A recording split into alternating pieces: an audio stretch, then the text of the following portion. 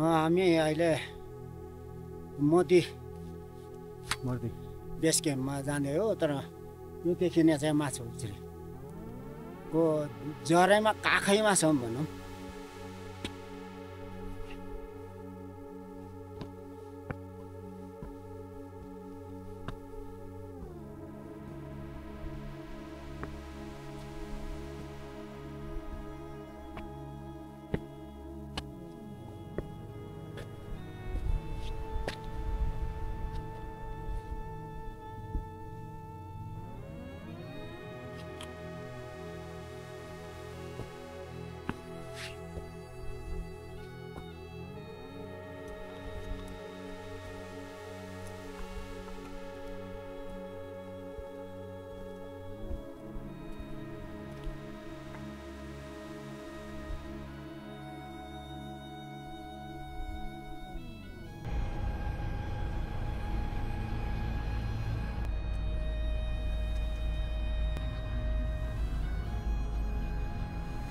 हाम्रो यदि आयो भने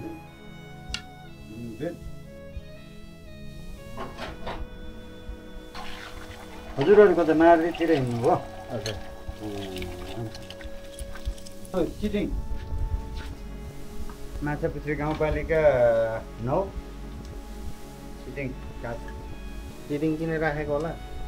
यो गुरुङ भाषाको रहेछ। यहाँ पहिला गुरुङ भाषाको बस्ती गुरुङहरूले दाउरालाई छि भन्ने घरलाई धी भन्ने उहाँको मातृभाषा।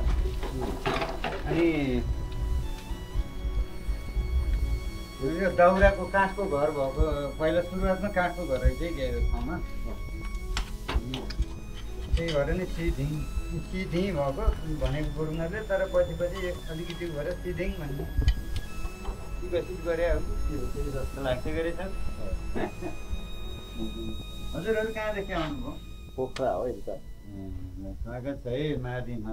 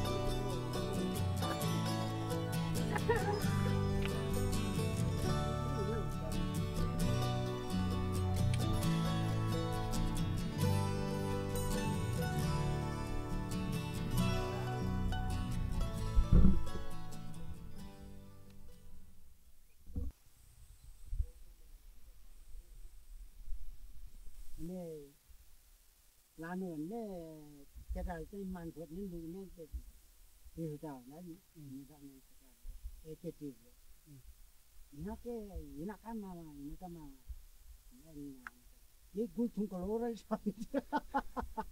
भनेको रे। अनि गुल्थुङले चाहिँ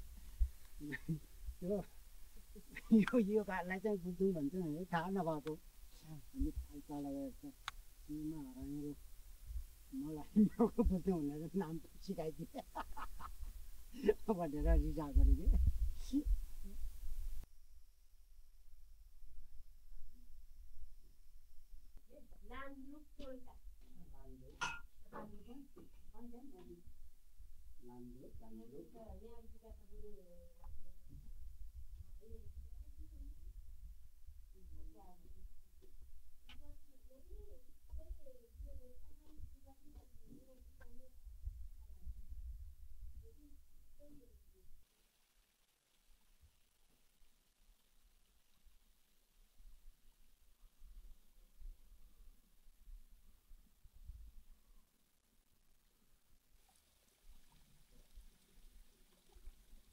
हल्यो अनि यो कोचाहरूलाई पर्छ त्यसले अर्को विपक्षलाई हान्ने त्यो 5 जनामा 4 जनाले 1 जनालाई छैन रे त्यो खोबिटा लुकिने त्यो खोबिटाको मान्छेलाई त्यो बलिएला भने आउँछ अनि 4 त्यहाँ त फेरि बल अर्को उपछा गयो भने उसले फेरि त्यसो हान्ने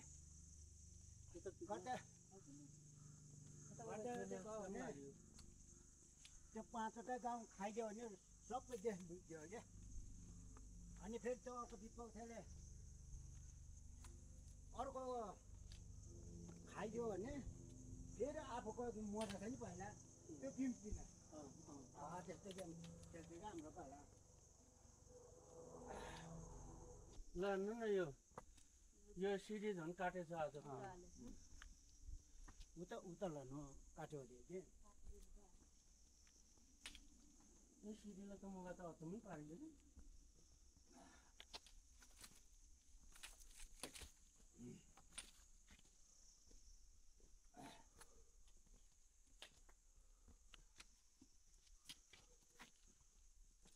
यो जङ्गल भित्रै बाटो यसरी एक्लैहरू छ बाटो खोजेर बनाइयो नि यार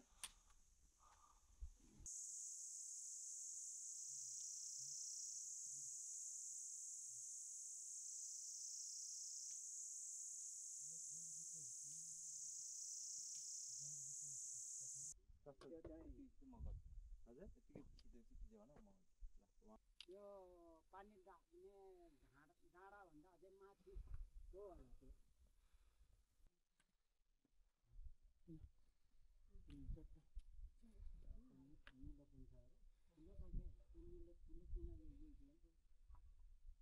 बादल डाँडामा आएको यहाँ सानो भलिबल ग्राउन्ड पनि रहेछ साथमा नौरीहरू पनि रहेछ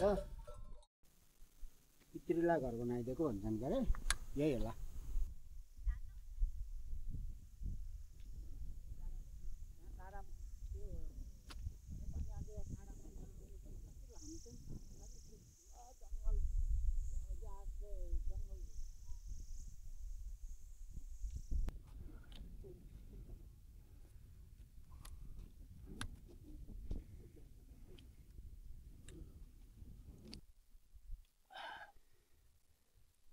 गुरुङ रहेछन् अलि जाने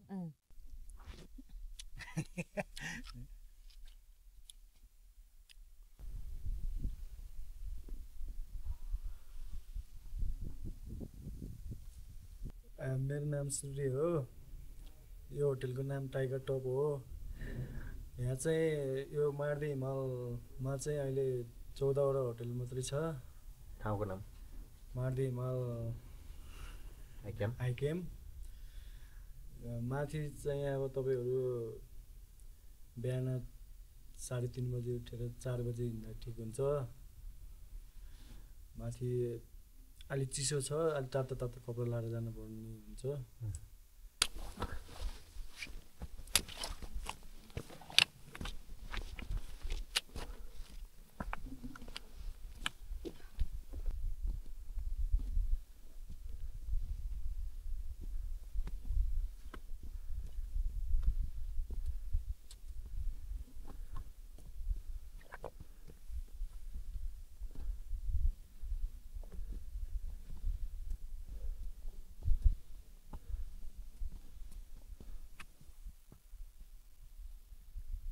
हामी मर्दी हिमाल यात्राको आज तेस्रो दिन हामी हाई क्याम्पदेखि मर्दी भ्यू पोइन्टतिर जाँदैछौँ हाई क्याम्पदेखि हिँडेको हाम्रो झन्डै 2 घन्टा भयो अलिअलि सास बढेछ तर सास चाहिँ छ अहिलेसम्म हामीलाई चाहिँ बिहान 4 बजे उठेर हिँडेको 6 बज्न लाग्यो अहिलेसम्म चाहिँ 15 ग्रुपले चाहिँ हामीलाई उछिनेर गएको अवस्था मेरो ट्रेकिङको पहिलो यात्राको महसुस अनुभव भयो यसले मलाई चाहिँ के थप कन्फिडेन्स पनि दियो भने हाम्रै म्याग्दी जिल्लाबाट सुरु भएको अन्नपूर्ण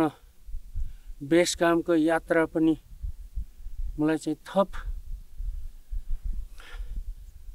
जोस आएको छ।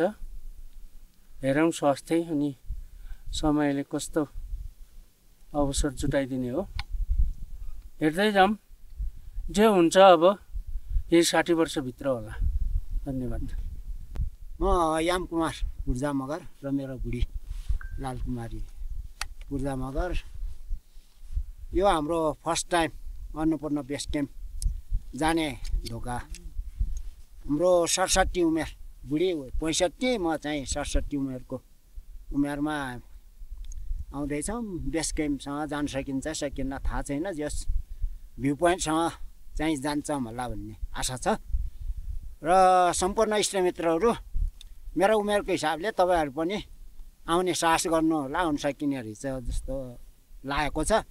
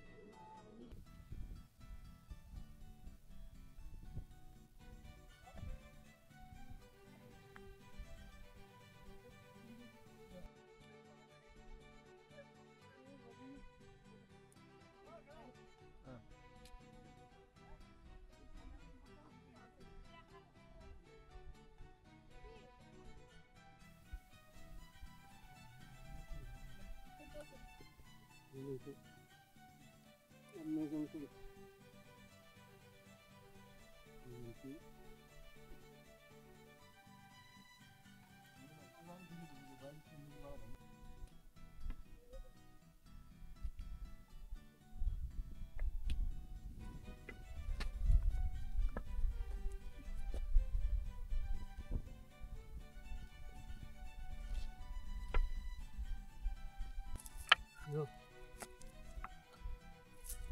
त्यसलाई सम्झिने हुन्छ नि हैन। कति भिड्नेसँग राम्रो रहेछ हैन।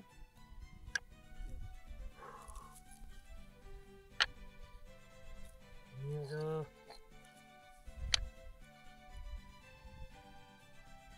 मर्दै हिमालको तेस्रो दिनमा कुनै क्रममा हेर्छु।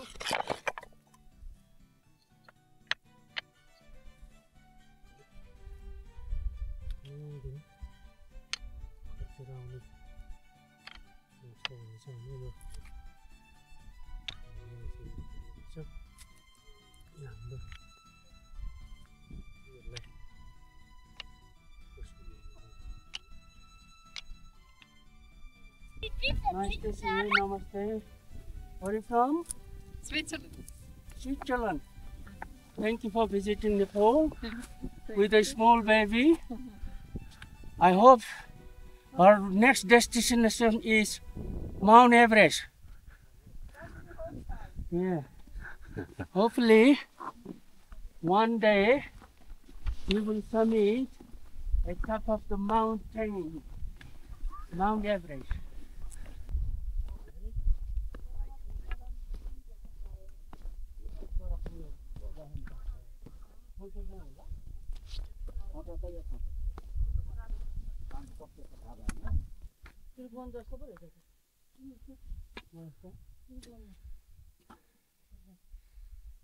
ल तपाईहरुलाई सबैलाई नमस्कार। मेरो नाम आइतबहादुर तमाङ। म यहाँ होटल जंगल एमबीसी को सञ्चालक। यो मारुति टेक व्यवसायको समितिको अध्यक्ष चाहिँ यहाँ हुनुहुन्छ। हामी चाहिँ यहाँको स्वयं सोच्दै यहाँको 12वटा होटलको अलिकति उमेरले अरु भाइहरु भन्दा अलिकति 2-4 वर्षले बढी उमेर भएको। त्यसपछि सबैले यहाँ सोधखोजको लागि पनि के गरम कसो गरम यो व्यवसाय यहाँको क्याम्पमा कसरी चलाऊँ भनेर सबै भाइहरूले पनि मलाई सोधखोज गर्नुहुन्छ। म अलिकति यहाँको अरू पहिलाको यहाँ हाम्रो लगभग 25 वर्षभन्दा अगाडिको 3वटा मात्रै होटल थियो यहाँ। यो ग्रिन भ्यू होटल अनि फरेस्ट क्याम्प होटल अनि मारुति गेस्ट हाउस भन्ने 3वटा थियो पहिला। अनि यो 3वटा होटल पछि चाहिँ अहिले सबै अलि पछि सबै बढाउँदै आउनुभयो। त्योभन्दा अगाडि यहाँ पानीको पनि समस्या थियो।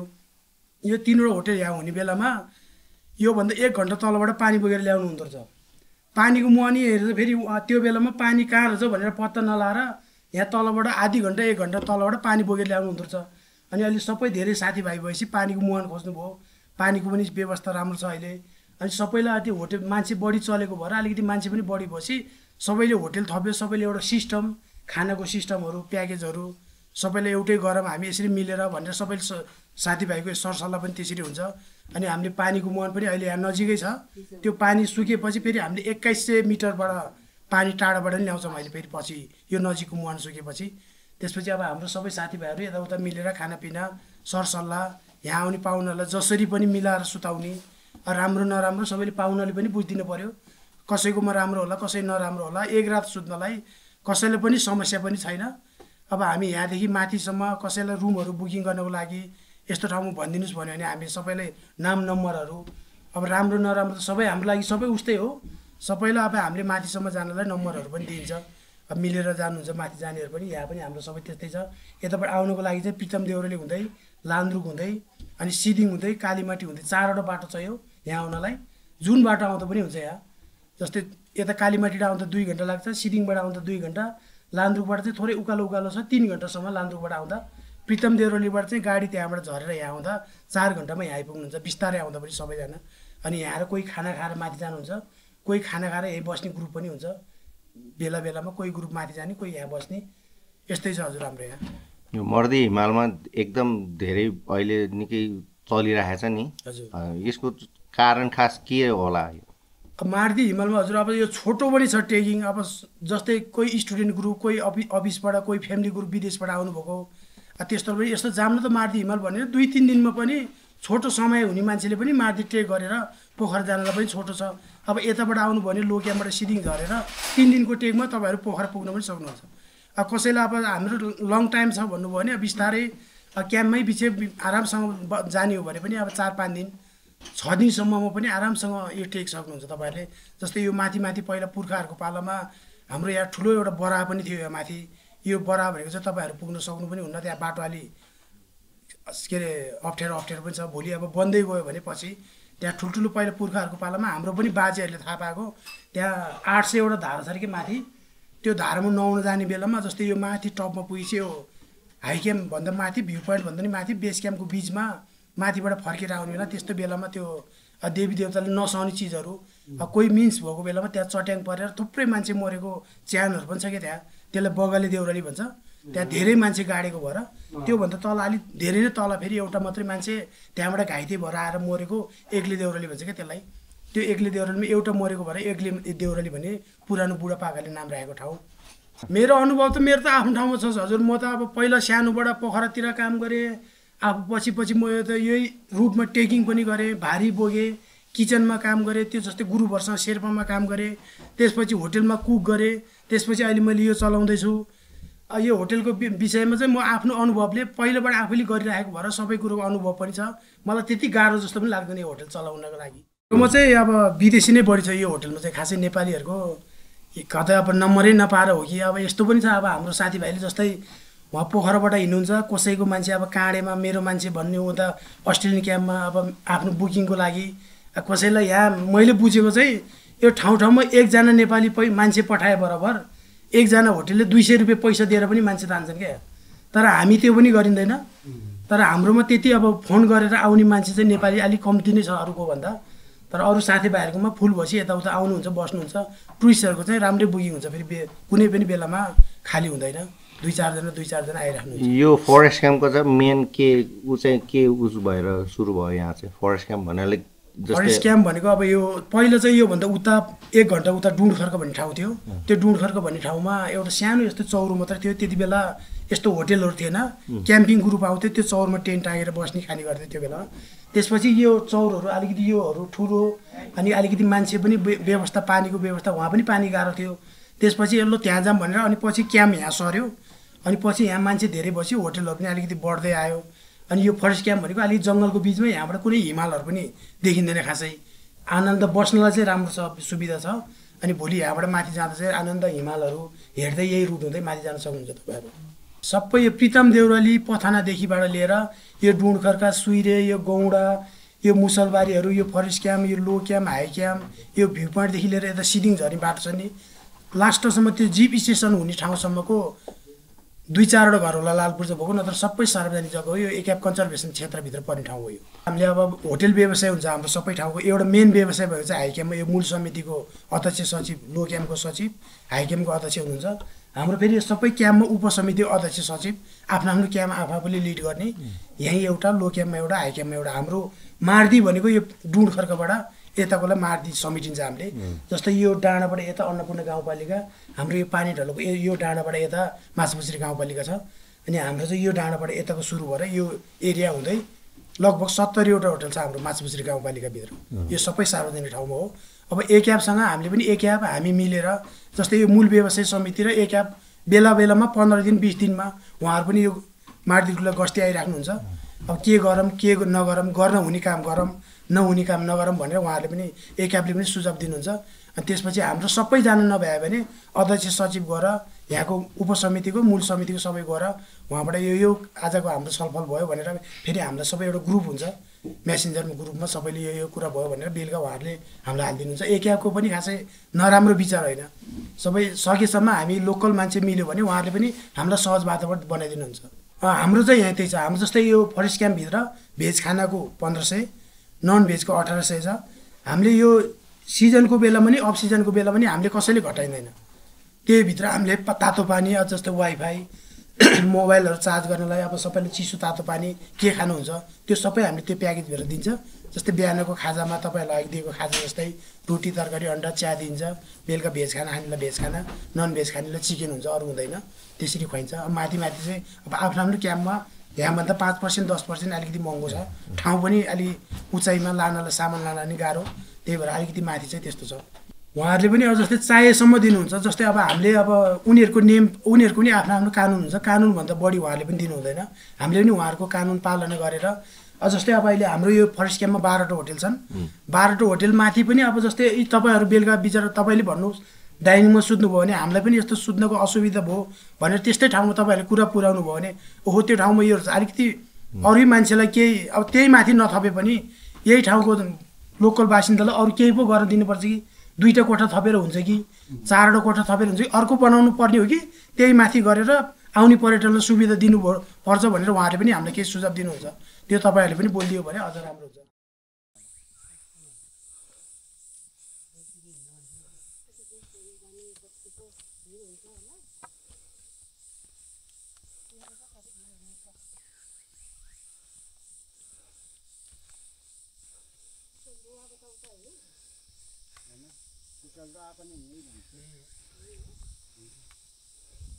मेरो गाउँको चाहिँ के बेसी क्याम्प हो त्यो तल त्यो रुम लिएर आएको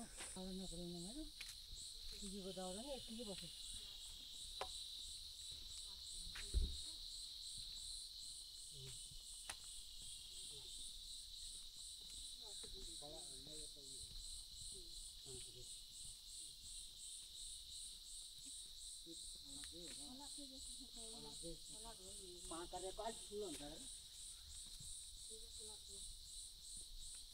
पाँचरेको ठुलो हुन्छ पाँच खोलाको चाहिँ मसिनो हुन्छ यो भुरुङ के रे त्यो ढाका हालेर खोलाको गेरा होला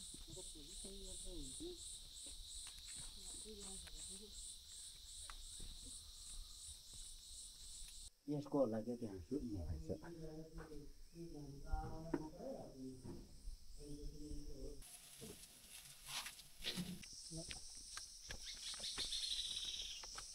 यो बाटो चाहिँ पक्का ट्रेकिङ बाटो भयो जङ्गलभित्र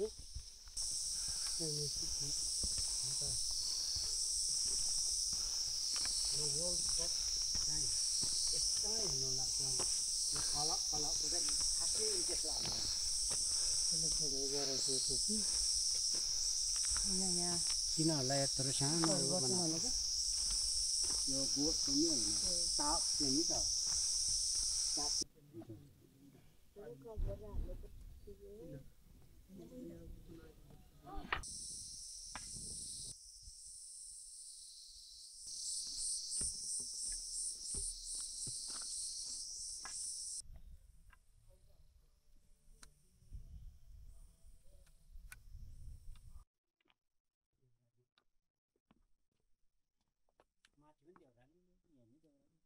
प्रीतम देवरानी प्रीतम